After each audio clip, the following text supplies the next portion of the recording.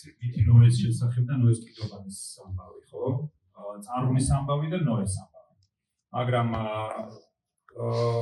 ერთ-ერთ ყველაზე ადრეულ, ჩვენამდე მოღწეულ, ყველაზე ადრეულ ლიტერატურულ ნაწარმოებში გილგამეში ნახსენები არის სხვა პერსონაჟი, რომელიც ზუსტად იგივე საქმეს აკეთებს. ნოეს პროტოტიპია ის და ის როგორც ჩანს იმ ლიტერატურულ ნაწარმოებზე კიდევ უფრო ადრე არსებობდა ეგ პერსონაჟი და ეგ ამბავი. ეს არის ამბავი ერთი ნოეს პროტოტიპის, რომელსაც იქ ქვია უტანაპიშტი. ესეთი სახელი ქვია. რაც მარადიული სიცოცხლის მომპოვებელს ნიშნავს თურმე. ხო და ეს უთანაპიშტი არის პერსონაჟი ნოე, რომელმაც ააწყო კიდობანი და იხსნა ქალაქი ურუქი წარუმისგან. ერთ-ერთი პირველი ქალაქი, ნუ შეიძლება ითქვას პირველი ქალაქი. ამბავი არის ესეთი. ერთ დღეს ღმერთი ანუ არის ცის ღმერთი, იმ ანუნაკი არის იმ პერიოდის მესოპოტამიის ერთ-ერთი პანთეონი ღმერთების. და მთავარი ღმერთი, ცის ღმერთი, მამა ღმერთი, ანუ უხმობს თავისთან მის ცოლს, მიწის ღმერთს, ქის. და ეუბნება, რომ ეს შენი შვილებიო ნერვებს მიშლიანო. არ მაძინებენო, ხმაურობენო, ადამიანებს გულის ხმობს და ღამე ძილი დამიკარგესო. ხმაურიანები არიანო, მოუწესრიგებლები არიანო და მოკლედ რამე უნდა ქნაო, გააკრეო. ძალიან ბევრი. ეს არის არქეტიპული ამბავი, რომელიც რაღაცებს განსაზღვრავს და მე მგონი ძალიან ბევრ კითხვაზე პასუხობს აქ ჩვენ რა კითხვებს გვისმენა. ქია უკმაყოფილოა ამით, იმიტომ რომ დედა, მისი შვილები არიან, უყვარს თავისი შვილები.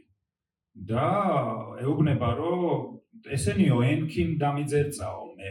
ენქი არის მათი შვილი ღმერთი, მდინარეების ღმერთი.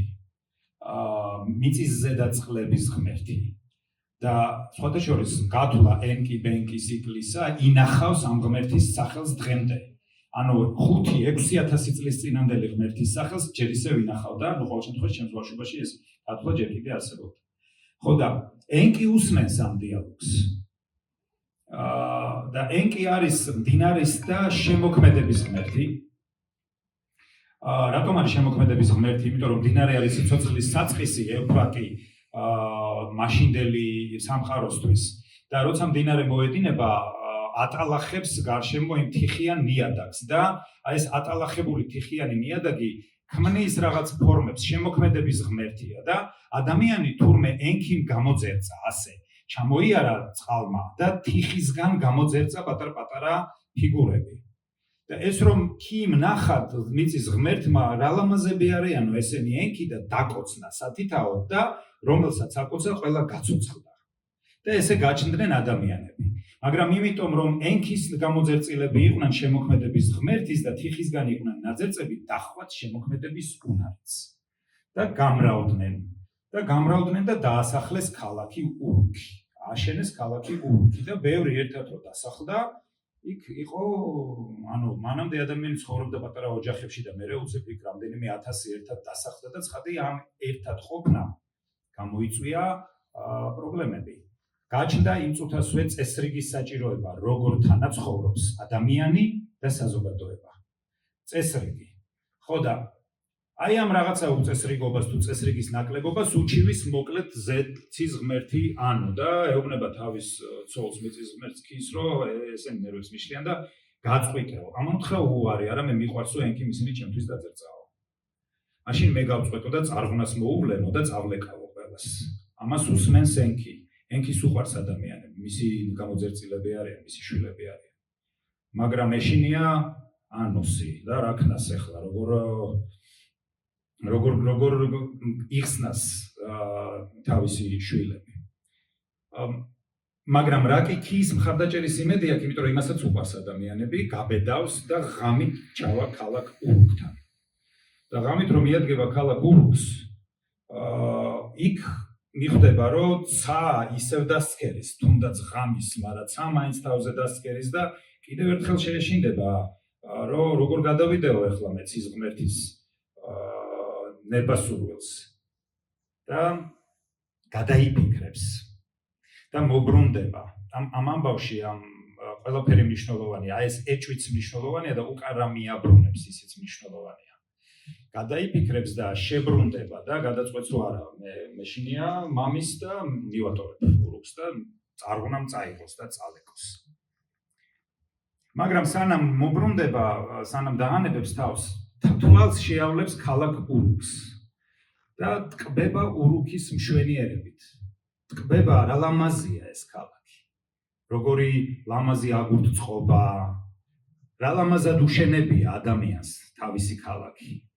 და შემოქმედების ღმერთი დატკბება ადამიანის ნამუშევრით და ვეღარ შეძლებს რომ მიატოვოს, მაგრამ თან ვერც ეუბნება, ვერც უმხელს ამ საშინელ საფრთხეს, რომელიც ელოდება ქალაქს და აი ამ გასაჭირში ენქი მიეყუდება შუბლით ქალაქის კედელს, ქალაქ ურუქის გალავნის კედელს ეყრდნობა შუბლით. და ამ ფიქრშია ღმერთი ენქი და ქალაქი ურუქი და მისი კედლები იგრძნობენ საფრთხეს. მისი შუბლიდან, მისი ფიქრიდან ქალაქი ამოიკითხავს მოსალოდნელ საფრთხეს და დაიწყებს ბორგვას ურუქი. დაიწყებს ბორგვას და მისი კედლები ბორგავენ და ეძებენ გამოსავალს და ფიქრობენ და ღამე მძინარე უტანაპიშტიმს გამოარჩევენ ერთ უბრალო დურგალს სხვათა შორის. გამოარჩევენ უბრალო დურგალს და მას ძილში შთააგონებენ, რომ საფრთხე მოდის. და იღვიძებს უტანაპიშტიმ და იმ წუთასვე როგორც კი გაიღვიძებს, იწყებს კიდობანის გამოთვლას და იხსნის ადამიანს წარღვნისგან. ეს არის პირველი ქალაქის ამბავი, ხო, თითქოს.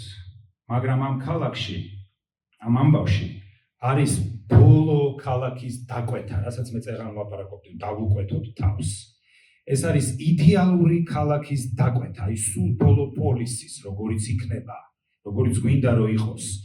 ქალაქი როგორც სახელმწიფო, ქალაქის კედლები როგორც სახელმწიფო სტრუქტურები, რომლებსაც შეუძლიათ იწინასწარმეტყველონ მომავალი საფრთხე, ომი იქნება ის, სიდუხჭირე იქნება ის, თუ რა იქნება ის,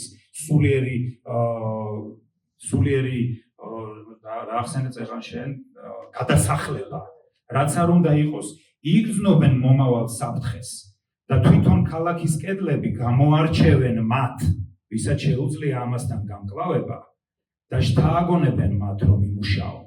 ეს არის იდეალური სახელმწიფოს მოდელი, რომელიც 5 თუ 6,000 წლის წინ თავისით დაიბადა პირველ საზოგადოებაში, პირველ ქალაქში, როგორც ლეგენდა, საკრალური ამბავი, საკრალური ძალების შესახებ. ეგ არის დაკვეთა იდეალური სახელმწიფოსი. აი იმ სახელმწიფოსი, როგორიც გვინდა, რომელსაც შეუძლია ყველა ხიფათი წინასწარ განჭვრიტოს და ყველა ამ ხიფათის დამზღვევი საქმე თუ ჯგუფი ადამიანების თუ ინსტიტუცია, თვითონ არის ინსტიტუციები, ხო? ქალაქი მაგას ნიშნავს, კედლები მაგას ნიშნავს, გალავანი მაგას ნიშნავს, ის იცავს სოციუმს ხიფათისგან და გამოარჩიოს ის ძალები და ისე ამოქმედოს მოიყვანოს მოქმედებაში შთააგონოს მათ, რომ იხსნან ნებისმიერი მოსალოდნელი საფრთხისგან, წარღვნისგან ქალაქელები, ანუ ადამიანები, რომლებიც მასში ცხოვრობენ და ქალაქი და სახელმწიფო ქმნის იმ პირობას, რომელშიც ადამიანი ცხოვრობს სოციუმში სხვა ადამიანებთან ერთად, ხდება ქალაქელი, ემორჩილება აი ამ წესრიგს და შეუძლია რომ გადარჩეს როგორც ინდივიდი და ასევე გადარჩეს როგორც საზოგადოება. ოღონდ ნახეთ ამ ამბავს საფუძვლად, ანუ როგორ მოხდა ეს საფუძვლად უდევს შემოქმედების ღმერთის ადამიანის მიმართ და მისი კრეატიული შემოქმედებითი უნარის მიმართ აღფრთოვანება და სიყვარული. ეს უნდა ვაღიაროთ ჩვენ და ეს არის საკუთარი ძალების აღიარება, ერთმანეთის მიმართ ნდობის გამოცხადება და ყველაფერი შესაძლებელია. ის ღმერთი დატკბება, როგორი ქალაქი აბიშენებია და დაგვიცავს მერე ეს ქალაქი. ხო და მე მგონია რომ ეს მოდელი არის ბრწყინვალე, აბსოლუტურად ბრწყინვალე მოდელი და ძალიან ბევრ რამეს ამბობს აი ჩვენს ამბავზე და როგორ უნდა გავუმკლავდეთ პრობლემებს. რომ ეს დიახ გჭირდება სახელმწიფო, მაგრამ ეს სახელმწიფო რომ შეიქმნას, გჭირდება აი ის შემოქმედების ღმერთის და ჩვენი გამომძერწავის, ხო? იმისი სიყვარული და იმისი აღფრთოვანება, რომ თურმე რამდენი შემძლეა. ეს თუ გვაქვს, ხო, აი იმ პოზიტიურ მომავალს, ხო, და იმას დავინახავთ. და აღარ გაგვიჭირდება მე ეს ბრძოლა. ხო,